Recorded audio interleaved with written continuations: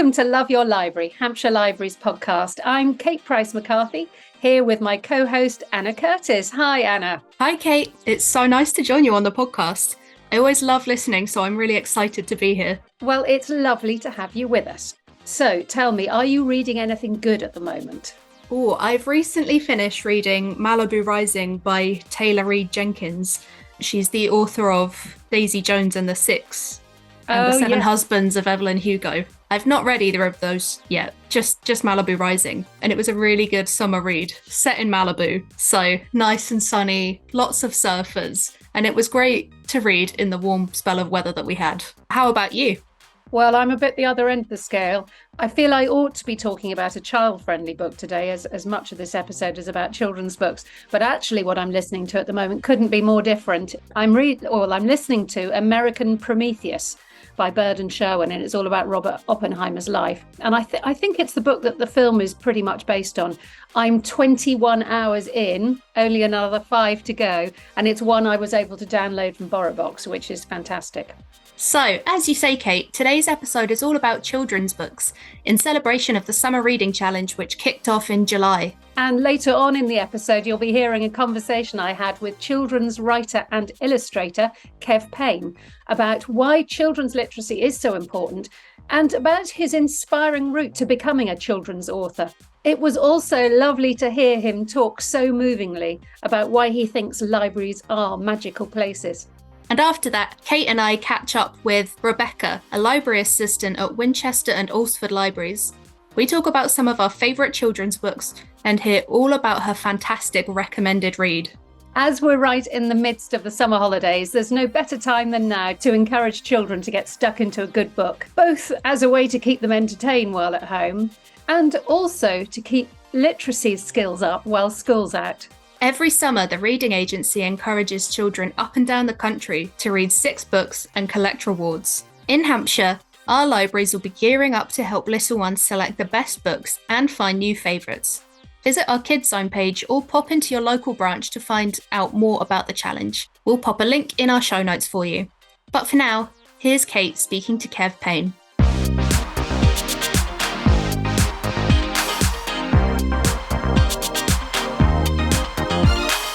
So, Kev, thank you very much for joining me on the Love Your Library podcast. For those people who haven't come across you before, could you tell us a bit about yourself and what you do? Yes, so my name is Kev Payne. I'm an author and illustrator and poet. I was a primary school teacher for 17 years before deciding to leave about 5 years ago. And yes, I love working on all kinds of projects as an illustrator, as an author, and love still going into schools as a poet.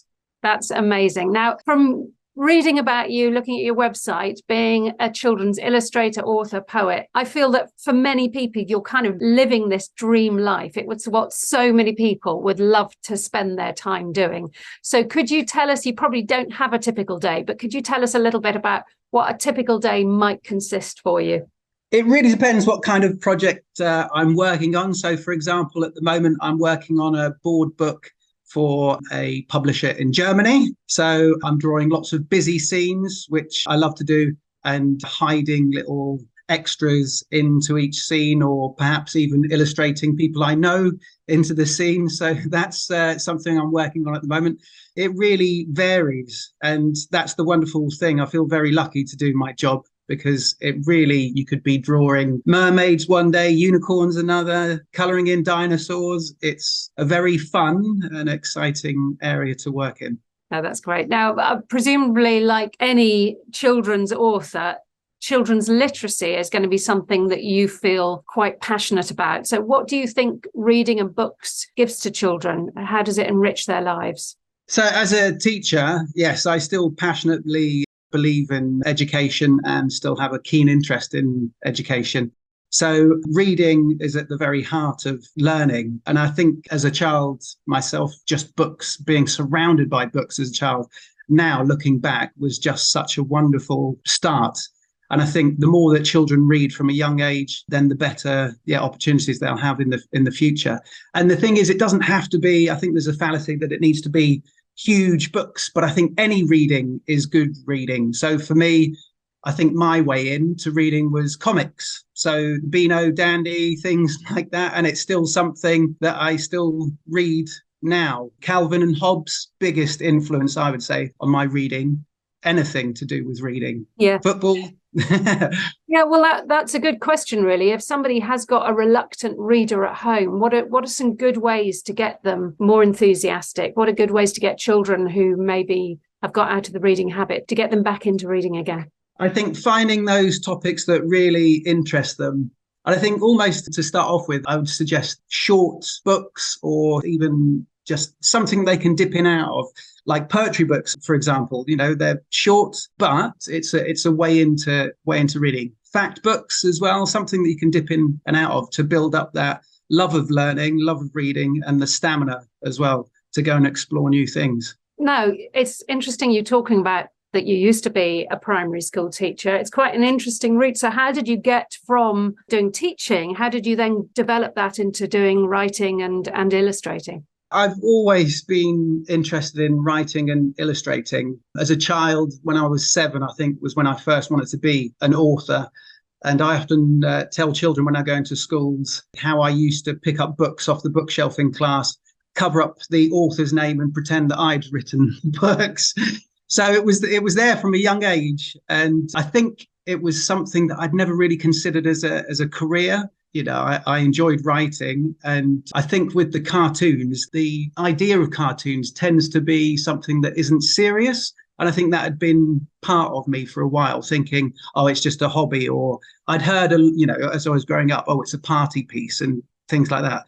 And it wasn't until I was older that I realized, actually, no, these are worthwhile subjects. And so then I started to explore it more. It was actually planning a science lesson that gave me my first idea for a book. So we were learning about adaptation with animals, and having taught the subject several years, I wanted to mix it up a bit. So I thought maybe I could find, a different animal to talk about with the children. And I discovered an animal called blobfish, which had just been voted the world's ugliest animal. And I was fascinated. I thought as a grown-up and as a teacher that you'd know pretty much every animal that was out there. And this was a new one to me. And I found out about it. And then I found out another animal that I'd not heard about. And then I set myself the challenge of finding a whole alphabet of animals that perhaps people hadn't heard of. And certainly I hadn't heard of before. So planning that science lesson was the way into making my first book. Yeah, and then having had that idea as a child to then see your name in print, that must have been really exciting. Oh, very exciting. When I was 7 was when I first wanted to be an author. When I was 11, I say I nearly had a book published because a teacher in my school was a published author. And we had something called a media week, which was incredible, where we had a go at commentating on football matches, writing our own newspapers, and writing a picture book for younger children. And my book and another child's book were chosen by our teacher to be sent away to her publisher. And we got a really nice letter back saying, thanks for sending them, really enjoyed them, not quite right for what we're looking for. But that letter really, really inspired me, and I held on to that for a long while. And now when I go and visit schools, I show the children that letter to show them that actually it's something that you don't have to wait to be a grown-up to be an author. You can start from a young age. It is so exciting to see how something happening when you're that age can have such an impact on your life as you carry on. So I'm sure we've all had those formative lessons when we were at primary school or secondary school where suddenly we just saw things in a different way and they made such a difference and had such a lasting impact. I know you do quite a lot of collaborations with other authors as well as writing your own stuff yourself. So how does it work when you're collaborating with an author? Do they find you? Do they write the stuff and then you illustrate it? Or is it more of a collaboration? Or does it vary from book to book? It does vary, but what tends to happen, I have an agent who handles my illustration side of things. So I tend to be sent a brief, which varies greatly. So I might just have a very brief outline of what they want on the page or a very detailed description of what they want. And then it's a case of sketching, and then sending them off and kind of fine tuning with the publishers. So I don't tend to work with the authors direct. Sometimes I do, but it tends to be through the publishers. And when you develop a sketch, do you do that sort of pen and ink or with a pencil, or do you get straight onto the computer for that kind of designing? No, always pencil and paper. I know there's lots of illustrators out there who just go straight to the iPad or to their tablet. I can't do that. I still love the feel of pencil on paper. And for me, it's about, feeling it. I think that's for me. It feels real when I'm working with pencil and paper, and also making mistakes as well. I think fine tuning, with a pencil, it just feels a bit more natural to me. Yeah, I know how important illustrations are not just in children's books, in other books as well. But what do you see as the importance? What do you think illustrations bring to a book? I think they're an integral part of the book. When you think of children's books, you can't help but think of the illustrations that go along with those. They go hand in hand. They complement the text. And I think it'd be very difficult to picture books without the illustrations. And certainly from reading with very young children, that is what will hook them in to start off with. It's the pictures that they'll spot things and they'll learn the text, but it'll be the pictures, particularly for young children, that will help to draw them in. Yeah, and it's interesting what you were saying about cartoons like Beano and Dandy when you were young. And nowadays, graphic novels, I think, could be such a gateway for people who like reading books, also like reading graphic novels, but for somebody who might be a bit uneasy about taking on a whole book. And it's something that I guess wasn't around so much when you were younger. No, I wish. I mean, what an incredible arrangement of graphic novels there are now. Bunny versus Monkey and all those different things from the Phoenix comic. Yeah, what an incredible range. I would have absolutely have loved them as a child. And I think for me as well, something else that I really like to do was collect books. So if you've got a series of books, that's very exciting. So for me, it was the Just William books. I used to collect all of the fantastic Just William books. And I know from seeing the books that are out there now that they certainly would have been on my shelf as a child. But like you say, graphic novels are a wonderful way of introducing children to reading, and those reluctant readers as well. You can get through them fairly quickly. They're fun. And it's almost like reading a cartoon that you'd watch on television. You can fill the gaps between each panel and just animate it in your head, I guess. I think that's how I would read them. That's interesting. Yeah. So you're using your imagination in a different way. You're using it visually as well as when you read. And I know we have good collections of graphic novels at the libraries as well, which is great. And also, you mentioned Just William. We used to love listening to those as audiobooks. Having them on in the car with, I think it's Martin Jarvis. Jarvis, yeah. He does it brilliantly, yeah. So, I can really recommend those if you're wanting something to while away a long journey in the car. Just William book on audiobook, just great. Yeah, you've talked a little bit about what books that you loved when you were growing up. It's interesting you mentioned Just William, but also, things like comics. But are there any other favourites you had as a child that influenced you, and maybe other ones that are contemporary ones that you would recommend to people that you think are particularly good? I think poetry played a really big part of my childhood. I think that's where I developed my love of language. And I still have the first poetry book that I had as a child. And it's one of those things with poetry that nobody tells you necessarily to learn poems off by heart. But when you really like a poem, they become part of you. And I can still recall some of the poems that I had from the collection is called, I've got it here, Comic Verse, selected by Roger McGough. It's a wonderful collection of poems. So that's one real standout book from my childhood. The Roald Dahl books, absolutely love those.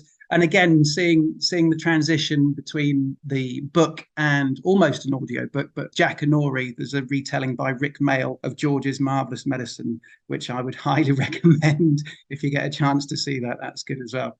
So if somebody really wants to get into writing or illustrating children's books, what kind of advice would you give them? So I would say the key for me, the biggest key, was actually taking yourself seriously, because I think it's something that a lot of people, and I certainly was, oh, I'd love to be a children's author. And you write a book and you might send it away. And I used to collect rejection letters because it was like, okay, on to the next one. So rather than thinking about the craft itself and learning about how to write a book, it was like, well, I've written a book, somebody's going to pick it up. But actually, it was when I took that time to think, right, let's have a think. Let's think of the advice that I've been given and actually act upon it and investing in myself. And it's not just, I don't mean financially. I decided to stop watching television in the evenings and learn the industry of writing and illustrating. And for me, that was the turning point between it being a dream that lots of people have and actually making it work. So I would say, yeah, that would be the biggest thing, is take yourself seriously, invest in yourself and believe in yourself. Because if you're tentative and you're thinking, oh, I hope somebody does, then you're not really giving yourself the best opportunity. I was very lucky to be living close to the late Babette Cole, wonderful author of many books. And I found out that she was offering private lessons. So I paid for a private lesson with her, and it was a wonderful and terrifying experience at the same time. But it was incredible just to find out how a real author works. So I went to her house for this private lesson, and it was absolutely fascinating to see.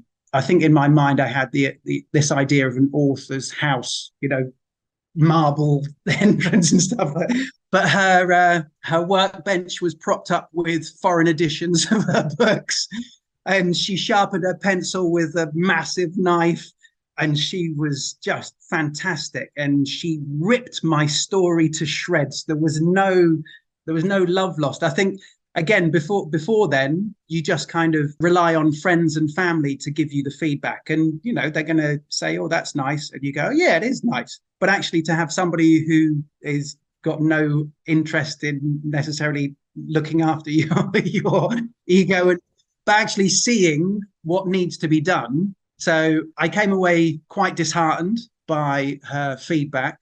But then on reflection, it was fantastic. So I went back for a second time and I learned so much from her. And I think the second time she rang up one of her publishers and handed me the phone, which I was completely unprepared for. And it didn't lead to anything, but it was like, yeah, here you go. Just go and get out there. And that really pushed me to think, actually, that's something you have to do. She said that her break, she sat on one of the doorsteps of a BBC executive and refused to leave until they'd looked at her portfolio. So she was very tenacious, and I just thought, actually, yes, there's a lot of waiting around in publishing, but actually, if you believe in yourself and you put yourself out there, that's something that you have to do. Love that. What a great experience. For me, with poetry, the thing that I absolutely love about poetry is it brings words to life. It brings language to life.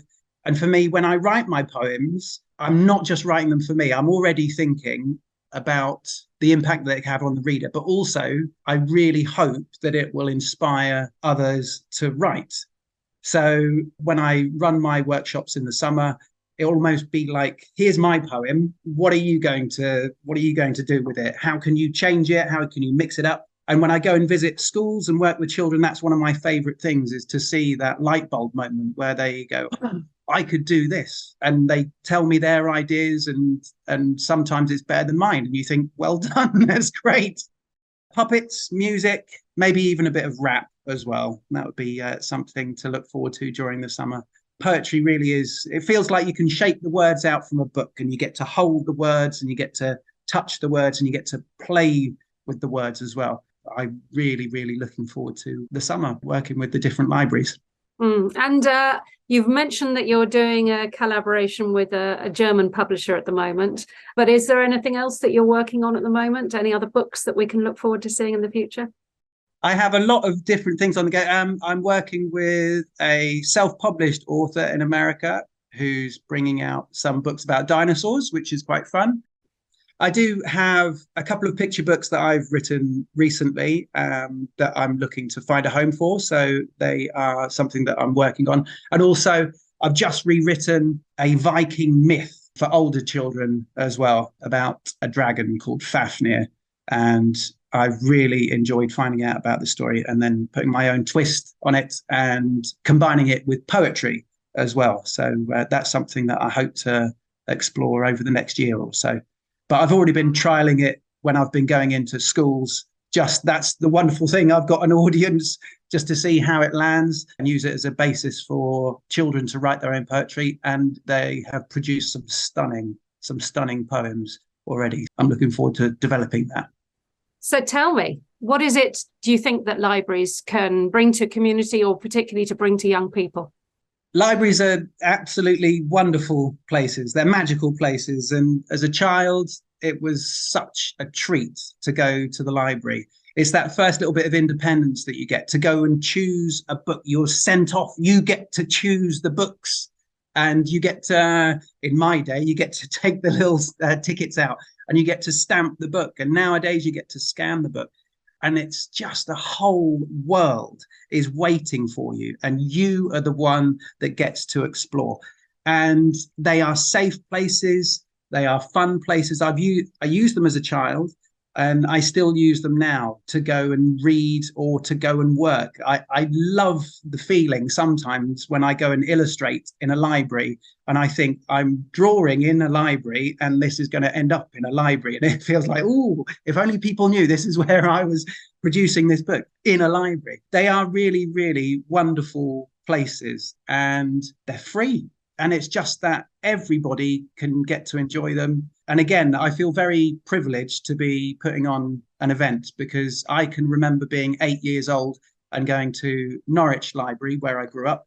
And I went and saw an author that I was a big fan of. And it was just magical. His name's Bob Wilson, and his collection of books were the Stanley Bagshaw books. I don't know if you remember those, but they're wonderful books. And so to have read his books and then see him in real life, it was just, wow, this is amazing. And I can picture him now, and just, it was electric, just thinking, this is the person behind the book that I'm getting to meet. When I found out that I was going on these library events during the summer, I found Bob Wilson's website and I got in touch with him. I was buying my dad a present. I was getting something from his site, but then I mentioned about the influence that he had on me and the fact that I remembered going to the library as a child. And now that I'm getting to do that as well, I just wanted to say thank you to him.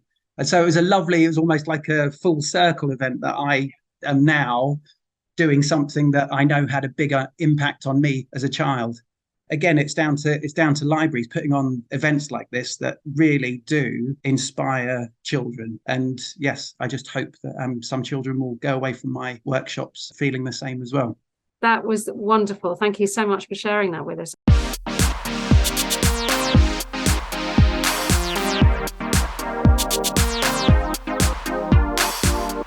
I really enjoyed speaking with Kev. His enthusiasm and energy are really infectious, and great to hear what an impact libraries had on him when he was growing up. I loved hearing all about what he had to say about libraries. It really resonated with my experience as a child, so it was really fantastic to hear. Moving on to the second part of this episode now, it's time to get some inspiration for your little one's reading pile as we chat to library assistant Rebecca. Hi, Rebecca. Welcome to the podcast. Hello, thank you. It's lovely to be here. It's lovely to see you. And hello to Anna, who's also joined us for this section of the episode. Hi, Kate. Nice to see you. Good to see you too. Okay, so let's start with you, Rebecca. You work in our libraries in Winchester and Alresford, and listeners might remember Rebecca from a podcast back in, I think it was May last year, when she came on to talk about The Bell Jar by Sylvia Plath. Now, this time you're here to talk about a very different book because we're right in the midst of this year's Summer Reading Challenge. So, Rebecca, before we get onto your book recommendation, can you tell me how the Reading Challenge is going at the libraries that you work at? Yes, absolutely. It is incredibly busy, which is fantastic. We're having lots and lots of children and families come into Winchester and Alresford, where I'm working, very keen to sign up to the reading challenge and sign up to the library if they're not members before. Yeah, lots and lots of big queues of people, but we're really, really happy to see lots of books going out and lots of smiling, happy faces keen to join in with the reading challenge this year. Yeah, it is absolutely rooted in the summer holidays, isn't it? Once school is done, let's sign up for the Summer Reading Challenge. So for those who haven't taken part before, could you tell me a bit about the Summer Reading Challenge, who it's for and what it's all about? So the Summer Reading Challenge is aimed at primary school children predominantly, and it encourages children to carry on reading over the summer holidays, because we know that there can be a dip in children's reading over the summer holidays. So we really want to encourage children to read and discover new books, and just to encourage that enthusiasm. So the aim of the Summer Reading Challenge is to read 6 books throughout the summer. So it started on the 15th of July and finishes on the 16th of September. So you've got quite a few weeks to get reading, and you come into the library and tell our lovely volunteers all about what books you've been reading, and collect stickers as you go along, some of which smell lovely, some of which smell not so lovely, and put them on your chart. And at the end, after you've read your 6 books, you get a fantastic medal and a certificate, which we encourage you to take into school and tell your teachers all about. So yeah, it's really encouraging children to keep on reading, and we do it in partnership with the Reading Agency. It introduces lots of new families to the libraries over the summer, which is brilliant, and really supports reading engagement and confidence, and really supports children's well-being and development, because we all know how crucial reading is for that. And this year it is called Ready, Set, Read, and really is all about games and sports. So we're celebrating play and participation, and we can see how reading can be active and engagement, and yeah, really encouraging children to think about that side of things too. Yeah, it's a really nice theme this year, which every year there's a different theme, but yeah, I really like the connection up with sports. So if you've got a young person in your family, so they should just go to the local library, sign up and start on the challenge. Is that the best way to go about it? Absolutely, yeah. Come into the library, come and talk to us. We've got loads of fun activities and crafts on every day during the summer as well. So there's lots to do, and you can also do it online as well. And the links to all of that are all on our website if you can't get in. But we want to see all your smiling faces and hear all about the wonderful books that you guys are reading. Yeah, there's nothing quite like actually being in the library and getting really inspired by those shelves of books. Okay, so let's talk about the books that we're going to recommend. Rebecca, would you tell us a bit about the book you've chosen and why you've chosen it? Well, I have chosen a book that I absolutely love, and it's called When Stars Are Scattered, and it's by Victoria Jameson and Omar Mohammed, and it is a graphic novel. So it's sort of laid out as, for those of you who are not sure about graphic novels, it's kind of laid out a bit like a comic, and it's aimed, I would say, sort of 10 to 14 age group. And what I love about this book is, firstly, the fantastic pictures that are in it, really beautiful pictures, funny pictures, poignant pictures as you follow the story along.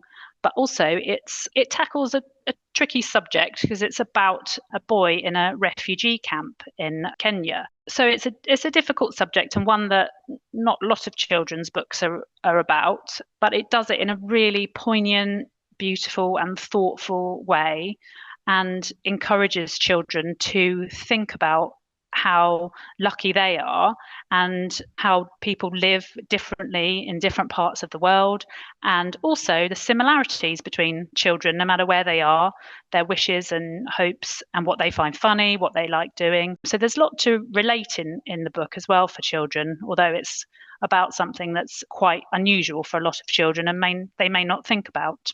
It's all about an 11-year-old boy called Omar and his brother Hassan, and they live in this refugee camp, which he describes as like being in a giant waiting room. And it feels a bit like a prison, but he lives in this refugee camp because he was fleeing the civil war in Somalia, and his mom is back in Somalia. So obviously that's, really difficult, and looks at the themes of family and friendship as well. And he's a lot like other boys. He loves playing football, but his life really sort of turns around when he starts going to school in this refugee camp. He's got some really great teachers who inspire him, and he really wants to become a UN social worker and help other kids like him. He dreams of going to America and escaping everything, but also finding his mum. And it explores lots of different themes like equality and disability. His brother has a disability, and friendship and family and education. It looks at the differences between girls and boys in the refugee camp and how they're treated, and in terms of the education and the responsibilities, the extra responsibilities that girls seem to have. But yeah, it's a true story, and without giving too much away, it's a very happy ending, which is lovely. And it really looks at what happens to this little boy, and as he grows up, it kind of goes back to him a few years after, and look at how he has grown and developed, and the happy ending that he has, which is great. Yeah, I hadn't heard of this book before, but goodness, it sounds absolutely magical. And I understand it was a nominee for Goodreads Best Graphic Novel a few years ago. Am I right in thinking that the story is actually told to the author and artist by the Somali man that lived the story? It's the co-author is the person that lived this life. Absolutely, which makes it so much more powerful. I think it's written by him and Victoria Jameson, so she draws the pictures, and it's kind of a joint work, which makes it even more powerful because it's about him and what he's lived through, which really sort of hits home as well. And there's a bit at the end which is just lovely, of actual photographs of him as an adult, and some kind of reflection and about that at the end, which makes really poignant and really lovely story, uplifting, but like I say, tackles a tricky subject. Well, yeah, that's true, and it really demonstrates to me the kind of power of books to open up worlds for people, and to give you that glimpse of a life that it's just unimaginable, because he's there for years and years and years. He's in that, what he calls, waiting room for. You kind of think, it would be a few months, but it literally is. Yeah, absolutely. Yeah. So I think it's 7 years he was there, unimaginable amount of time. And, he describes life there, sometimes quite brutal, but fun times as well. And I think it's really important for children to read books about people who are different from them, because the empathy is developed through reading about children who are in a different circumstance to them. And in the afterword, actually, the author says, never give up hope, and also talk to other kids, find out their stories. We've all got different interesting stories, and we all benefit from learning about other people and becoming friends with different people. It sounds an absolutely extraordinary book. So when did you first read it, and what made you pick it up in the first place? I first read it because I got it out from my local library for my son, and he absolutely loved it. It really made a big impact on him. So I read it after him because he said, "Mum, you've got to read this." So I read it and loved it as much as he did. It's a really engaging format, often for readers who are a bit intimidated by lots of text. This is a really accessible format. I've read one of her other books as well, Roller Girl, which is great as well. We've got lots of copies in the libraries. So yeah, it really is a great format for those children who sometimes struggle with a whole big page of text. It's a bit more accessible. I was going to say, graphic novel, that's a type of book, I must admit, I've never read, but I'm kind of thinking they're not just for people who find full textbook overwhelming. I think people get a lot from a graphic novel that they might not get from a textbook. How well do you think the images and the text work together in this case? Beautifully. I think they go alongside each other, and I'm a big fan of pictures in books. I think there should be lots more adult books with pictures in, because they enhance it so much. I think I should start a campaign for more adult books with pictures in, please. Yeah, it wasn't something that was around when I was young, and I've just noticed them more and more in our libraries now that we've got growing collections of them. People shouldn't just think they are for children, because they're much more wider interest than that, I think. Yeah, they're really popular in the libraries at the moment. Lots of new people discovering them, which is great. And would you say this is something that, even if you don't have a young person or a teenager in your life, a book that you might pick up and recommend? I loved it as an adult, really loved it. And yeah, I think it's really useful as adults to read children's books as well, because some of them are brilliant, fantastic works of fiction. They're not just for the children. Definitely. How about you, Anna? Are you a reader of graphic novels? I tried graphic novels when I was a teenager and I could never really get on with them. But That book sounds incredible, so I think I'm going to have to give them another go just for this one. Yeah, thank you. Thank you for that recommendation. That is one I would never have come across, so I really appreciate hearing about it. So we've been talking about When Stars Are Scattered by Victoria Jameson and Omar Mohammed. So let's turn to Anna now, who's joining us on the podcast for the first time. Lovely to have you. And have you got a reading suggestion for us? I do. It's Vicky Angel by Jacqueline Wilson, which in my opinion is an absolute classic. And it was first published in 2000, so some of the references are a little bit outdated now, but I still think it holds a lot of relevancy today. So the story follows two best friends, Jade and Vicky, who are walking home from school after an argument, where Vicky sadly is hit by a car and killed. And the rest of the story is spent watching Jade as she grieves for Vicky. And I think one of the things that this story does really well is making you look at how the grief is manifesting for Jade and how her view of their friendship is changing following Vicky's death. So I first read this when I was in junior school, and it's the first book I remember having a really strong emotional reaction to. Like, I could physically feel Jade's grief in the pit of my stomach and in my chest, so much so that I can still kind of hold on to these feelings now whenever I think about the book. So that's why I want to recommend this one. Goodness, yeah. She does do that very well. She kind of really captures that very honest feeling of emotions that you go through as young people, and ones that when you reread them as an adult, they still, as you say, you still connect with them now. And I think, like many Jacqueline Wilson books, this tackles, as you say, some really tough issues like bereavement and grief, and also in guilt. And when this was published, as you say, back in year 2000, it was probably quite unusual for a children's book. I'd say more books perhaps nowadays are willing to tackle these more difficult issues, but you think it does sort of stand the test of time? I would say so. I think, like I said, there are a lot of references that are a bit outdated. And even when I read it not long after it was published, I was like, I don't know what half of this stuff is actually referring to.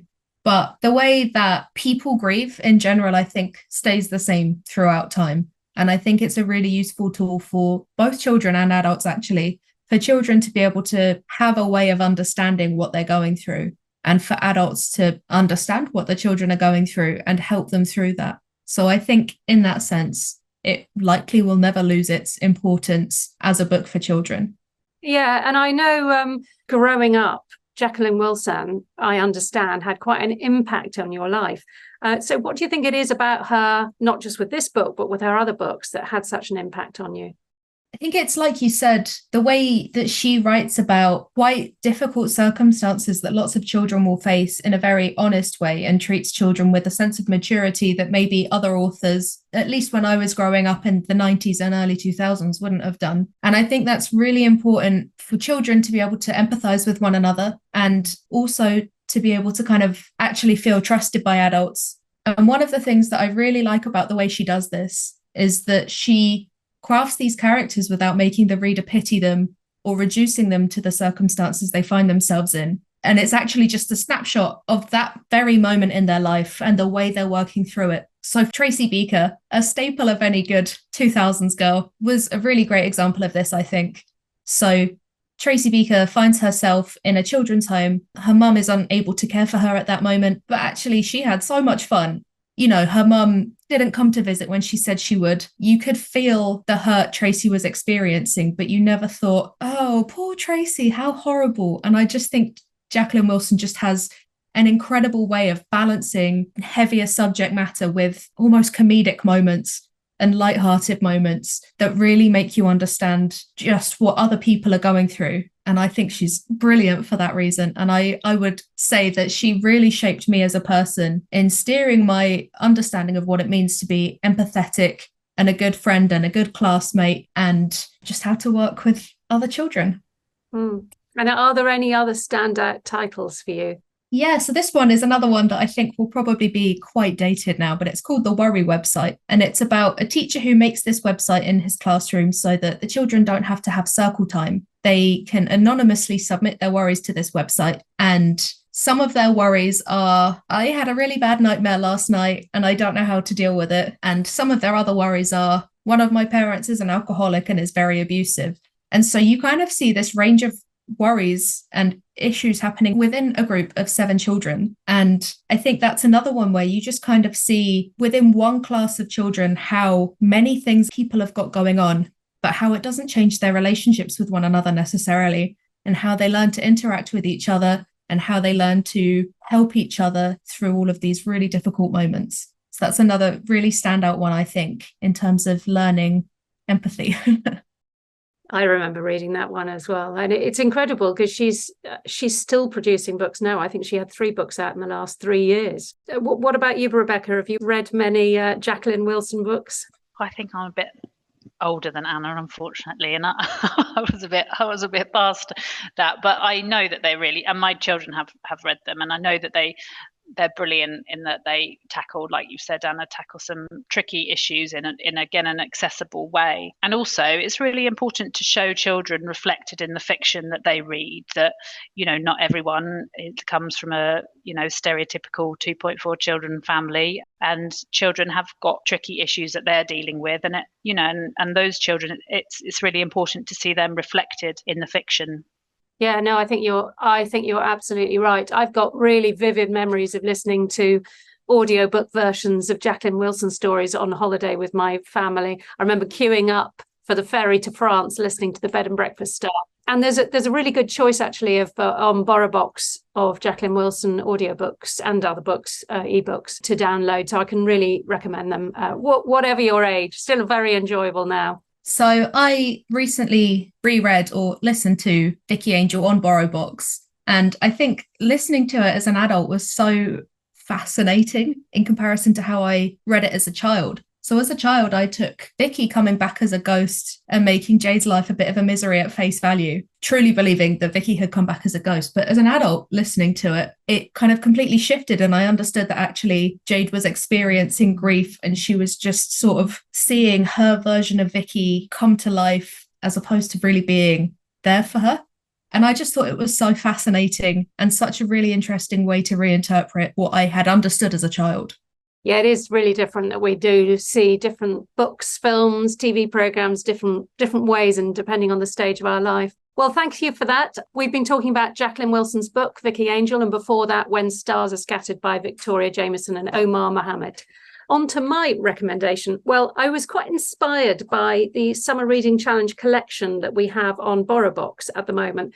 And I was really intrigued to see a Michael Morpurgo book about foxes among what are generally sporty titles. So that got me thinking, how on earth does that fit in? And it's a book called The Fox and the Ghost King, and it came out in 2016. It's actually a really clever story that uses this family of foxes, in particular one football-loving young fox cub, to weave together 2 very dramatic stories from the city of Leicester. First of all, as the football club's amazing winning streak in the 2015-2016 season. And then secondly, the slightly earlier discovery of the body of Richard III under a car park in the city. So very desperate stories, which he magically draws together. He's such a master storyteller, and it's a really clever way of joining these events together, especially as, and you may know this already, the football club is known as the Foxes. It's quite a short book.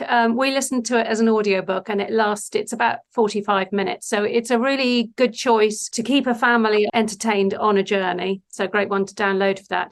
And despite the fact that it's so entertaining and it's a very cute story, but there's also kind of like a ton of history in it and lots about Shakespeare and how his depiction of Richard III has negatively influenced our perception of him nowadays.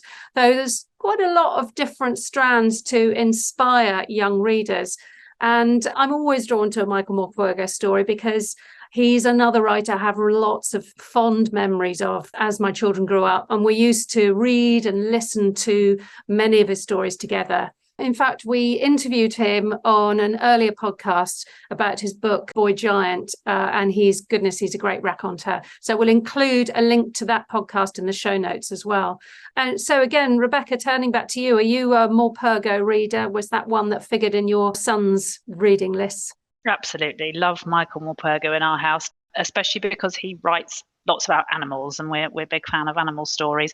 Remember, I read to the children The Puffin Keeper, which really stayed with all of us. We often still talk about it. And again, beautiful pictures in that edition as well. Yes, big fans. And what about you, Anna? Have you read Michael Morpurgo stories in the past? Oh, I'm about to embarrass myself, but I haven't. I was so nose deep in Jacqueline Wilson, apparently. I just never got round to it. Well, I would say, because I listened to them as an adult, because I was listening to them with my children, and there's some of them which we'd arrive at our destinations and then couldn't get out of the car because we just had to hear what was going to happen in the end. So I'd still recommend giving them a listen now. He's a great storyteller. Okay, so we've been talking about The Fox and the Ghost King by Michael Morpurgo, and before that, When Stars Are Scattered by Victoria Jameson and Omar Mohammed. And Anna recommended Vicky Angel by Jacqueline Wilson. So, Rebecca, can I ask if there are any other children's books you'd like to give a special mention to? There is. I would love to give a special mention to one of my favourite children's books at the moment, which is a picture book called Barbara Throws a Wobbler by Nadia Shireen. And I love this book. The pictures are amazing, but also, so it tells the story of a very cute cat called Barbara who has a tricky day. Firstly, there's a sock incident, and then there's a strange pee at lunchtime, and then she steps on a crack on the pavement. So you can see these things will add up to a tricky day. So unfortunately, she throws a wobbler, and it's a very, very big wobbler, which she can't get rid of for a long time, despite being offered cuddles and her friend Small Bob offering her an ice cream, which even that she refuses. So this wobbler is with her and she can't get rid of it. But then she talks to the wobbler and kind of reasons with the wobbler and realizes that actually she's in control of the wobbler and she can conquer the wobbler, and squeezes and squashes it until it gets smaller and smaller and it disappears with a pop. But the wobbler does remind her that he may be back. So then she has a happy day and plays with her friends and has no more wobblers for that day anyway. Yeah, it's a really lovely book, and I think one we can all identify with. Either we've had tricky days or our children have had tricky days and thrown big wobblers. And it's got a brilliant guide at the end to bad moods, which has got it's an illustrated guide to bad moods and goes from figure 1, the sulk, through to the tizzy, the seethe, the huff, the grump, ending in figure 6, the wobbler. And it describes about how these bad moods affects you and pictures of them. So yeah, it's a really, really lovely, fun, hilarious, gorgeous book about how emotions are tricky when you're growing up and when you're grown up, and little ways of dealing with them. Oh, I love that. I think it's so great that there are being books that are talking about children's emotions. That is such a helpful way of dealing with it as well. I think one that I could probably do with from time to time. Yeah, absolutely. I think it's lovely to be able to, for parents and for grown-ups and children, to be able to share a book like this and reflect on how we've all experienced that, and that it's normal, and that there are ways through it. Yeah, exactly. And finally, Rebecca, when you were last on the podcast, you talked very passionately about how libraries can be incredibly supportive places for their local communities. Would it be okay if you reminded us about some of the ways that many people, in particular new parents, can find support at their local library? Absolutely. Yeah, you're right. I am really passionate about this. The library is a really safe, welcoming place for people who are experiencing loneliness and isolation and difficulties of all sorts. And we, welcome everyone to come in. It's we don't ask you to pay any money. It's free, and especially in the winter, it's a warm place to be. And we run lots of groups in all of our libraries across Hampshire. And I know that rhyme time, baby bounce and rhyme, and story time for children are incredibly important for so many people. Firstly, because of the development for babies and children, about their speech and the social aspect, incredibly vital for children's speech and development, but also really, really essential and important for new parents. It can be an incredibly isolating time for new parents, and just to get out and come and see other people who are experiencing the same problems as you are, just to sort of have that safe space for the children to enjoy themselves and for you to maybe make friends and talk to people who are going through the same things as you are is really, really important, especially for, like you say, I'm really enthusiastic and passionate about the problems that new parents can face. It's one of lots of groups that we run in the libraries. There's Knit and Natter and Scrabble groups, and I run a group here in Winchester called Read Aloud, which is like billet story time for grown-ups, basically. So it's us reading to adults who come in, and it's lovely to see people making new friends, coming in week after week, and really helping people who do find life difficult sometimes and are lonely, but also for people who aren't, who just want to make new friends. You know, the libraries play a really, really crucial role in combating loneliness and isolation.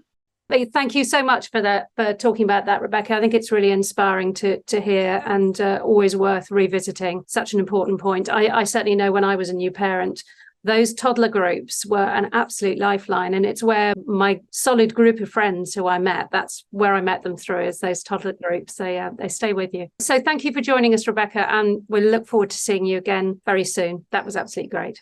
Thank you very much. Bye.